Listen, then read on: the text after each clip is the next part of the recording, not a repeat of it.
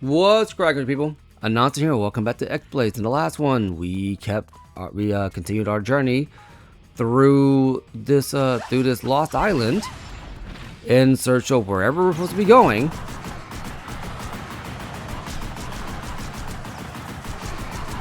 Well, I said where we're supposed to be going. What they don't tell you what they don't tell you in the moment is that you're actually looking for Jay. Again, there's no cutscene to communicate this to you. There's no real hint system. I believe if you go into your, do you have a, no, you have a bestiary, but I see. Oh, wait. And there's a map here. Which honestly doesn't tell you anything.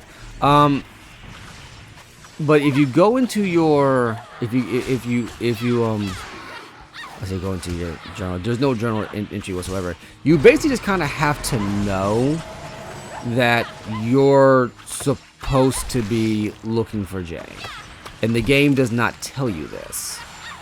You don't find out till later on, and you'll find out why. Believe me, you will. But yeah, that's what we're doing. That's what the whole point of this section is. If they ever did do a sequel to X-Blades, which is not going to happen right now, so long as we're in the era of live service games, and as long as Gaijin Entertainment is more interested, more so on War Thunder, which, you know, fair play to them, it generates them a lot of money. But so long as they're more interested in that, we're probably not going to get a follow-up to X-Blades. I believe that they made another game called Blades of Time, which I have not played. I have not played yet. I haven't played it. Got it pretty cheap, actually.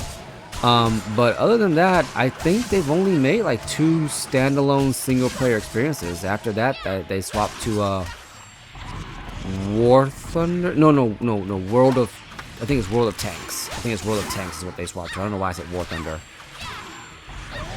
And they haven't looked back.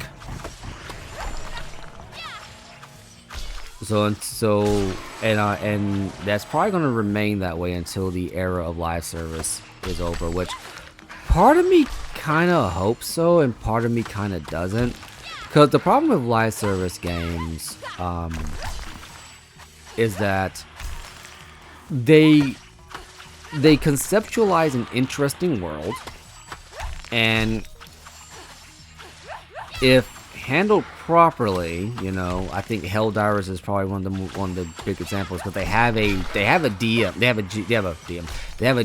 a game master, who basically dictates the who basically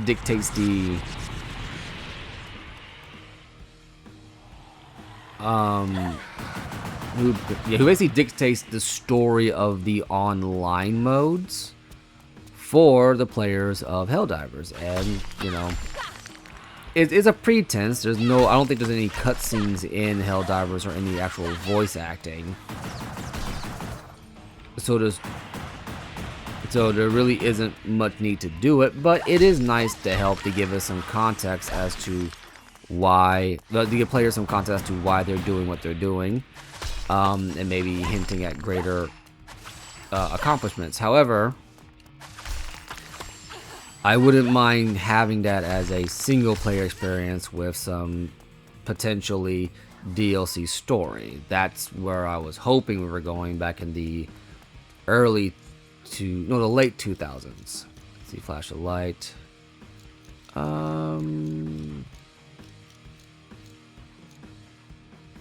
See, that's supposed to be 400. I think I can afford. Let's go ahead and get this now and actually see what this looks like.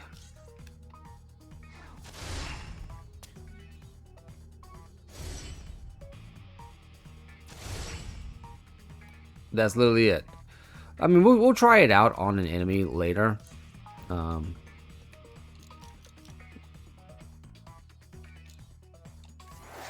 And there we go. We have maxed out the regeneration tree. but going back to it, yeah, me personally, I'm just a little bit tired of live service games for the most part. I mean, in recent memory, we had the Overwatch 2 debacle. And Overwatch 2 was basically Overwatch came out in like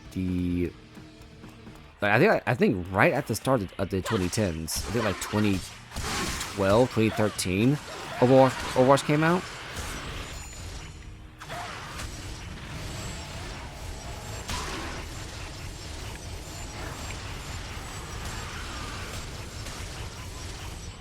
Not bad. Actually, it's not a bad move, all things considered. It's basically like a flash step for all intents and purposes. But Overwatch came out in like the early 2010s, and it was basically meant to be a competitor to Team Fortress 2. Team Fortress 2, was again, it wasn't a live service game at first. It was a game you had to buy, but then it became a live service game in like 2014, I think. It became free to play, and it's never looked back, and I think that's why for it. It had a comic series where it told its story, but there wasn't much of a story to tell given the initial premise. It was so bare bones, there was no point in even bringing it up. Well, into Overwatch actually had a pretty interesting, what's over here? Overwatch had an interesting world, an interesting concept. You basically launched into a world that was already ravaged by war.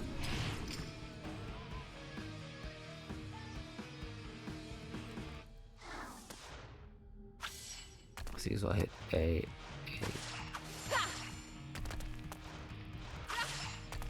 Oh, okay. It basically gives you an earthquake ability.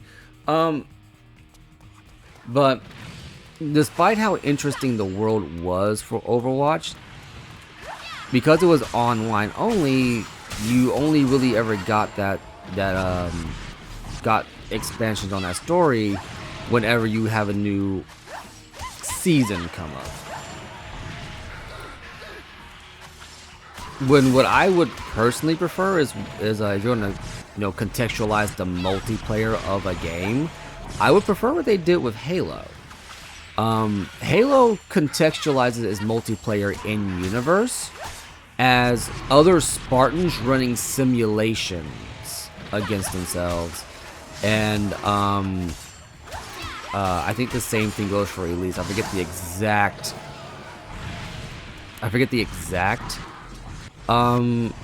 context there. I think anything involving straight up multiplayer is just meant to be simulations, whereas with oh,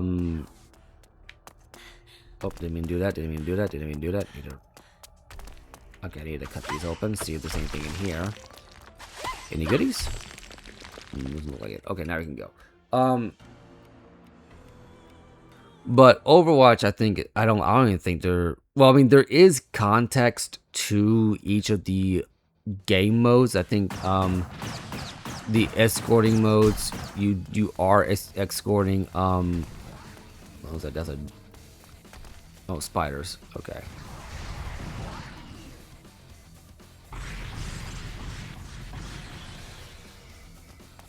All right.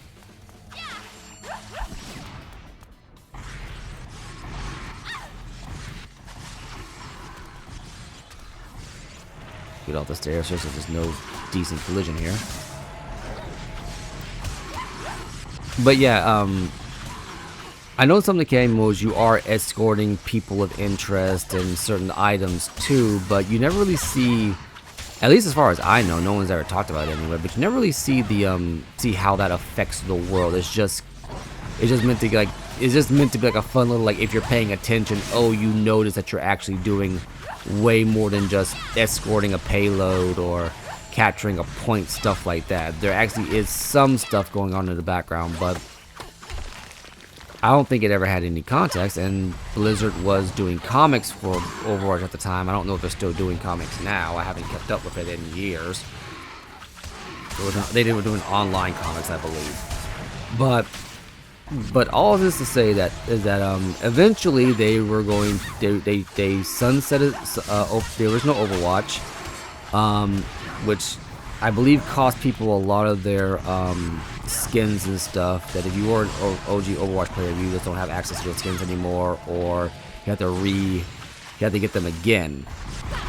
And they did it because they had planned on doing a single player experience for Overwatch. That was the point of Overwatch 2. So they gradually stopped supporting Overwatch. They gradually stopped updating it. They gradually stopped putting time and effort into it in preparation for Overwatch 2. Now, what ended up happening with that is that Overwatch 2 launched, didn't have a single player component. Didn't. They said it was coming. They said they were going to get to it. But people noticed that the Battle Pass system was front and center and had a lot of effort put into it to make sure that it was user-friendly and it was where you could see it. And then came the bombshell announcement, like, what was it, like a year or two later, that they basically just gave up on the single player. They gave up on the single player Overwatch 2. The entire point of Overwatch 2 was this single player mode. At least that's how they advertised it. And then they shut it down. So it left everybody wondering, well, it seems to me like you were less interested in making a single player experience and more interested in making a battle pass system. And basically forcing people to rebuy skins and spend a certain amount of money for a lesser product. I mean, it's so bad that most of the reviews on Overwatch 2 aren't even like, there are a good chunk of them that are just saying like that they prefer the adult fan content over the game. It's like they said the only thing good about this series is the adult fan content. That was literally what people were saying, and that is like, when you have that going as like a publicly available review, you know you're in deep, deep trouble. But that's neither here nor there. Okay, improve our shooting skill. What do we get here?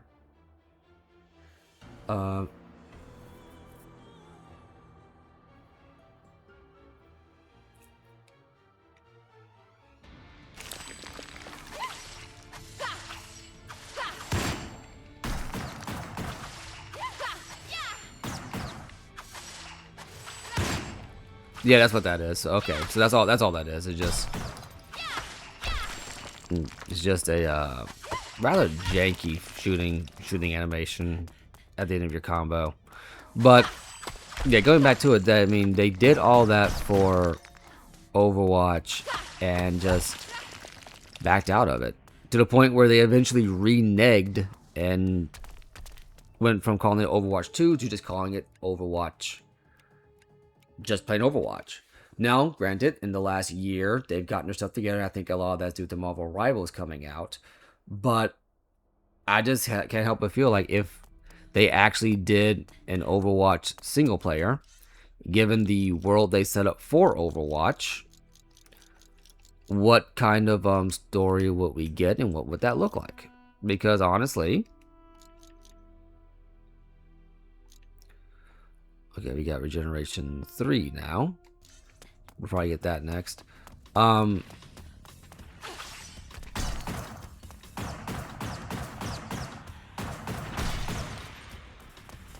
where are we at now? Okay, so do we have to deal with any... Are we dealing with any... No, okay, so no spirits from the looks of things. Gold artifact. I don't know, it just feels to me that like we've gone from having solid single player experiences that were focused with interesting stories at a beginning, middle, and end to trying to stretch everything out unnecessarily. Now Blizzard's been doing that technically for years, starting with World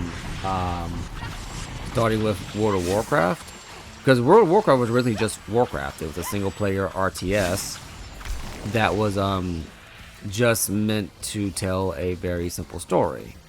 Then they made World of Warcraft, which honestly wasn't a bad idea considering the world that they had crafted for it.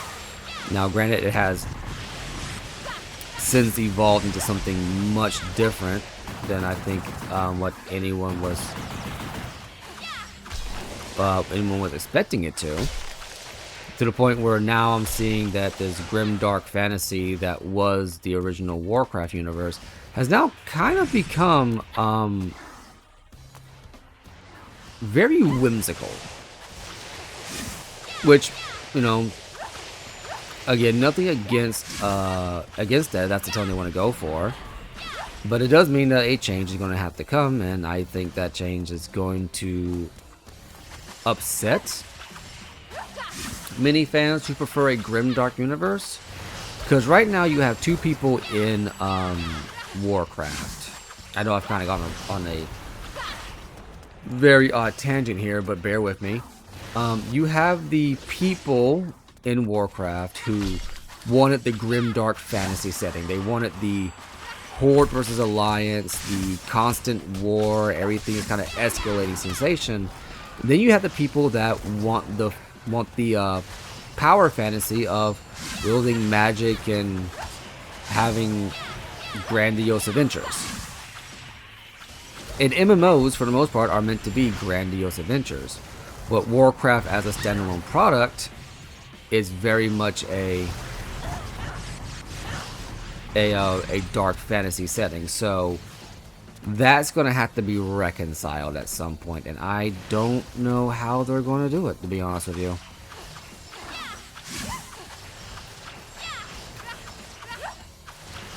We'll see. We'll see. I'm sure they'll figure it out eventually. I think I have enough for the Generation 3. Trying to increase my survivability as much as I can. This will be the last one, I think.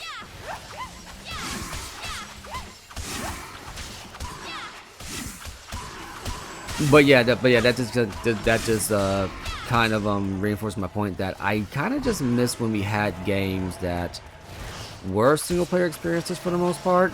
I mean, we still get them. Make no mistake. I'm not gonna sit here and be disingenuous like that and go, oh, we don't get them at all. No. We definitely do still get them. It's just that I feel like the priority is on trying to make games a service as much as possible, and coming from an old head like me, I thought we had, you know, I thought we had left that argument behind back in 2012, because EA and Activision were trying to do that back in 2012 and 2013, and unfortunately it seems like in the end they did get what they wanted. It has since come out that a certain island owner had his hand in basically convincing these big publishers to these big publishers to ostensibly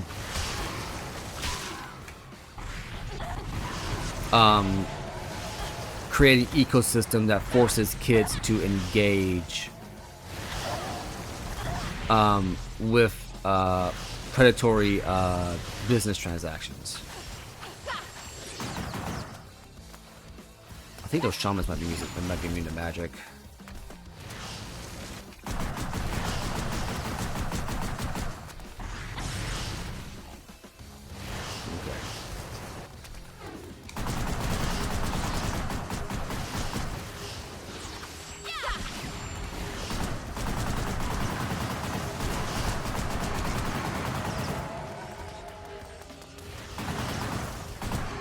Enchanted blades. That's what we need to do. Right? I keep forgetting that. There we go. I don't know. What do you guys think? Do you think we'll ever see like the lessening of this games as a service thing? Do you think we'll ever get away from it, or do you think that we're kind of just stuck with it for now? That this is new status quo, especially given how popular games like Fortnite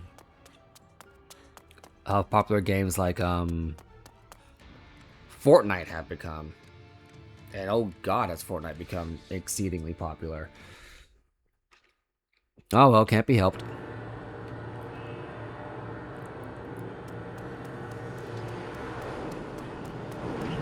Blades of Death Evening. Oh, this room.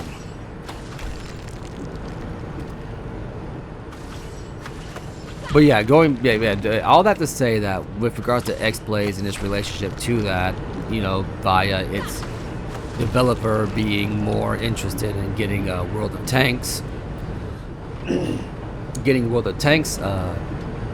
be a consistent moneymaker, we'll probably never see this game refined or see Ayumi again for another adventure. Which is a real shame because, I mean, despite how